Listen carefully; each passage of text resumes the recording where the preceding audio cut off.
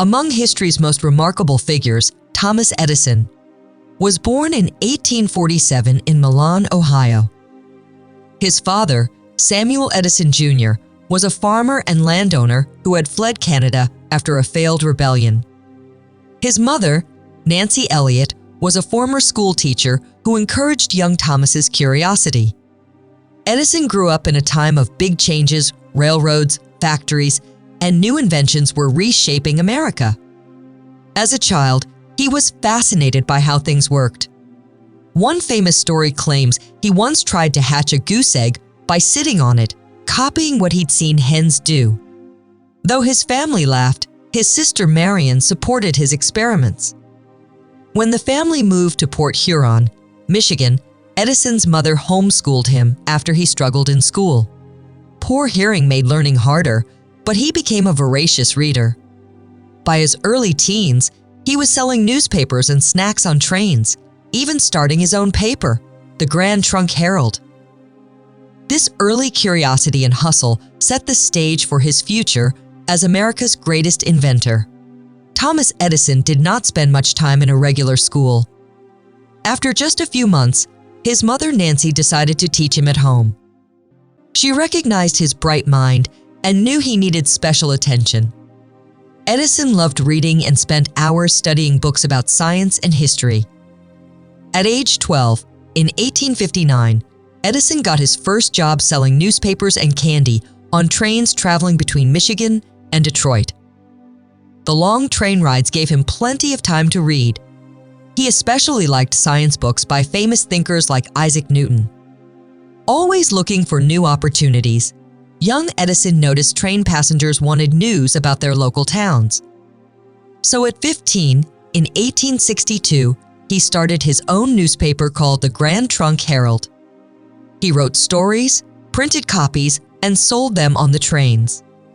At its peak, he sold 200 papers every day. With the money he earned, Edison opened a small vegetable stand. He sold fresh produce from his father's farm and other goods he bought cheaply along the train route. These early business experiences taught him valuable lessons about hard work and spotting opportunity skills that would help him greatly in his future inventions. Edison's life changed forever when he saved a young boy from being hit by a train in 1862.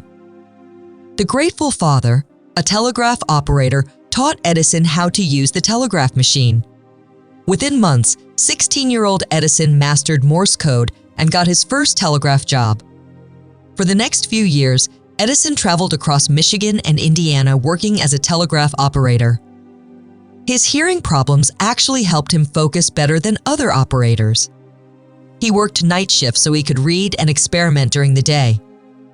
In 1868, at age 21, Edison moved to Boston to work for Western Union. There he began keeping detailed notebooks of his ideas. A year later, he received his first patent for an electric voting machine. Though it didn't sell well, this proved Edison could turn ideas into real inventions. Edison soon quit his telegraph job to focus on inventing full-time. He started improving telegraph technology, creating machines that could send messages faster. By 1870, he moved to New Jersey and managed a team of 50 workers at his first laboratory. People began calling him the Old Man because of his serious work habits and prematurely gray hair. In 1876, 29-year-old Edison did something bold. He built a special laboratory in Menlo Park, New Jersey. This wasn't just any workshop, but the world's first research center made just for inventing. People would soon call it the Invention Factory. Edison's first big success came in 1877 with the phonograph. When he recorded Mary Had a Little Lamb on a tinfoil cylinder and played it back, people couldn't believe their ears. Newspapers called him the Wizard of Menlo Park. Even President Rutherford Hayes invited him to the White House to demonstrate this talking machine. But Edison wasn't done. Next, he tackled electric lights. For over a year, he tested thousands of materials for light bulb filaments. Finally, in 1879, he discovered that carbonized bamboo could glow for over 1,200 hours. Soon, his lab glowed with electric bulbs, amazing visitors who came at night to see this miracle. There were challenges too.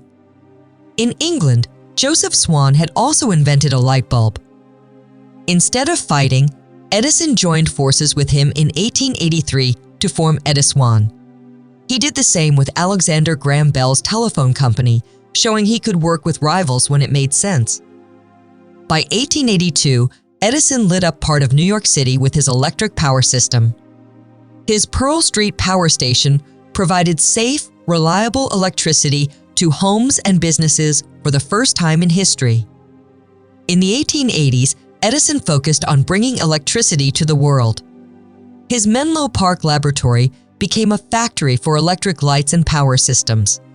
In 1882, he opened the Pearl Street Power Station in New York City, the first central power plant in the United States. This marked the beginning of commercial electricity. However, Edison faced fierce competition. George Westinghouse and Nikola Tesla promoted alternating current AC power, which could travel longer distances than Edison's direct current DC system. This started the famous current war. Edison fought hard to prove DC was safer. He staged public demonstrations where animals were electrocuted using a sea power. He even helped develop the first electric chair using a sea technology, hoping to scare people away from his competitor's system. Despite these efforts, a sea power proved more practical for lighting entire cities. In 1893, Westinghouse won the contract to light the Chicago World's Fair with a sea power, delivering a major blow to Edison. The battle ended when Edison's financial backer, J.P. Morgan, merged Edison's companies with others to form General Electric in 1892. Though Edison's name was removed, the merger created one of America's most powerful corporations. The current war showed Edison's determination to defend his inventions, even when facing superior technology. Edison faced both personal struggles and new business challenges in his later years. His first wife, Mary, passed away in 1884, leaving him to raise their 3 children alone. 2 years later, he found happiness again by marrying Mina Miller, with whom he had 3 more children. They made their home at Glenmont, a beautiful estate in New Jersey. As he grew older, Edison explored completely new areas of business. He invested heavily in mining technology, spending over $2 million to develop new methods for extracting iron ore. While this venture ultimately failed by 1899, it led him to create a successful cement company using materials left over from mining operations. This cement would later be used in famous constructions, including New York's Yankee Stadium. Never one to stop inventing, Edison turned his attention to motion pictures.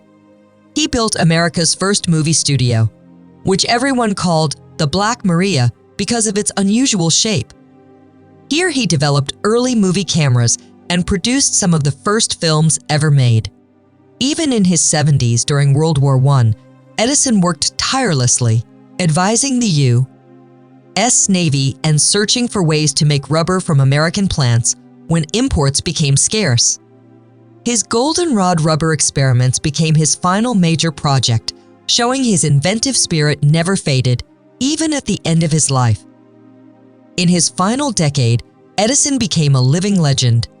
The United States honored him with the Congressional Medal of Honor in 1928, calling him a national treasure. His friend Henry Ford rebuilt Edison's original Menlo Park laboratory as a museum in Michigan, complete with the exact bricks from the original building. Edison spent his last years working on 2 major projects. First, he developed a better storage battery for electric cars, showing his continued belief in clean energy.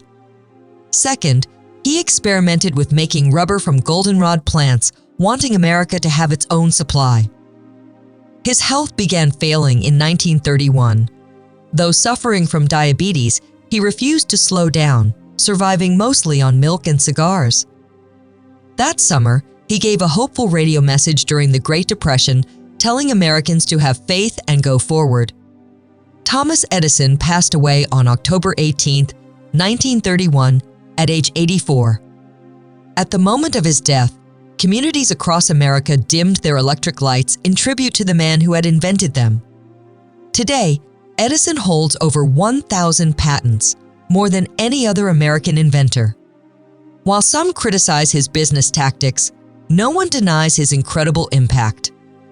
From light bulbs to movies to sound recording, Edison's inventions helped create the modern world we know today.